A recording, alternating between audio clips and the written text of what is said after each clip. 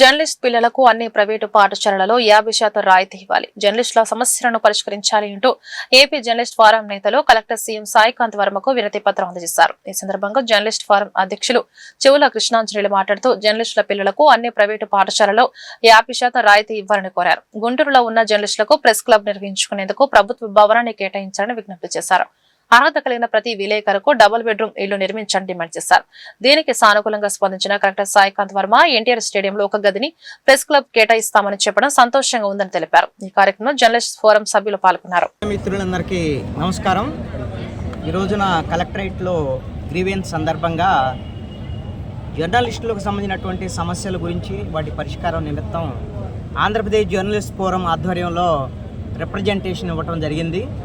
ప్రధానంగా గుంటూరు జిల్లాలో ఉన్నటువంటి అర్హులైనటువంటి జర్నలిస్టులకు వెంటనే ఇళ్ల స్థలాలను కేటాయించాలని, ఇళ్ల స్థలాలు కేటాయించిన తర్వాత రాష్ట్ర ప్రభుత్వం ఇచ్చినటువంటి హామీ ప్రకారంగా జర్నలిస్టుల యొక్క కంట్రిబ్యూషన్తో డబుల్ బెడ్రూమ్ ప్లాట్లు నిర్మించి ఇవ్వాలనేటువంటి దాని మీద ఈ రోజున వినతి పత్రం సమర్పించడం జరిగింది.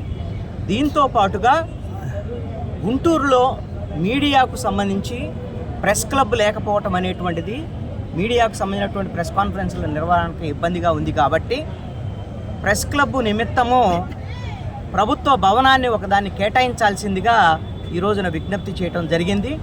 దీనికి సంబంధించి గుంటూరు కలెక్టర్ గారి నుంచి సానుకూలమైనటువంటి స్పందన వచ్చింది. ఒక బిల్డింగ్ ప్రభుత్వ బిల్డింగ్ను కేటాయిస్తే ఎంపీ గారి నిధుల నుంచి దాని డెవలప్మెంట్ కోసము నిధులు కేటాయింపుకు కూడా కేంద్ర మంత్రి పెమ్మసాని చంద్రశేఖర్ గారు హామీ ఇచ్చి ఉన్నారు.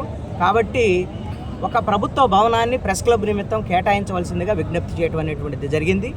దీంతో పాటుగా జర్నలిస్టుల పిల్లలకి స్కూల్స్లో ఇప్పటికే 50% రాయితీకి సంబంధించి డిఈఓ గారు ఉత్తర్వులు ఇచ్చినప్పటికీ కూడా కొన్ని స్కూళ్లలో ఈ ఉత్తర్వుని అమలు చేయటం లేదు. ఆ విషయాన్ని కలెక్టర్ గారి దృష్టికి తీసుకురావడం జరిగింది. కొన్ని స్కూల్లో మాది సిబిఎస్ఈ సిలబస్ ఉంది, మేము కేంద్ర ప్రభుత్వ పరిధిలో ఉంటాం కాబట్టి మేము డిఈఓ ఇచ్చినటువంటి ఉత్తర్వులను అమలు చేయమనేటువంటి విధంగా చెప్తున్నారు. ఆ విధంగా కాకుండా అన్ని స్కూళ్ళలో కూడా ఖచ్చితంగా 50% ఫీజు రాయితీ ఇవ్వాలనేటువంటిది కూడా ఉత్తర్వుల ప్రకారంగా అమలు చేయాలి అనేటువంటి దాని మీద మళ్ళీ ఒకసారి స్కూళ్ళకి ఆదేశాలు జారీ చేయాల్సిందిగా కోరటమైంది. దీంతో పాటుగా ప్రభుత్వ జూనియర్ కాలేజీలు, ప్రభుత్వ డిగ్రీ కాలేజీల్లో చదివేటువంటి జర్నలిస్టుల పిల్లలకి స్కూళ్ళలో ఏ విధంగా అయితే ఇస్తున్నారో 50% ఫీజు రాయితీని ఇవ్వాల్సిందిగా అక్కడ కూడా దీన్ని అమలు చేయాల్సిందిగా కలెక్టర్ గారిని విజ్ఞప్తి చేయడం జరిగింది. దాని మీద ప్రైవేటు కాలేజీలకు సంబంధించి జూనియర్ కాలేజీలు, అదేవిధంగా డిగ్రీ కాలేజీలు, ప్రైవేటు కాలేజీల్లో కూడా ఖచ్చితంగా 50% రాయితీ ఇచ్చేటువంటి విధంగా ఆదేశాలను అమలు చేయాల్సిందిగా కోరటమైంది. దీంతో పాటుగా 25 సంవత్సరాలు నిండినటువంటి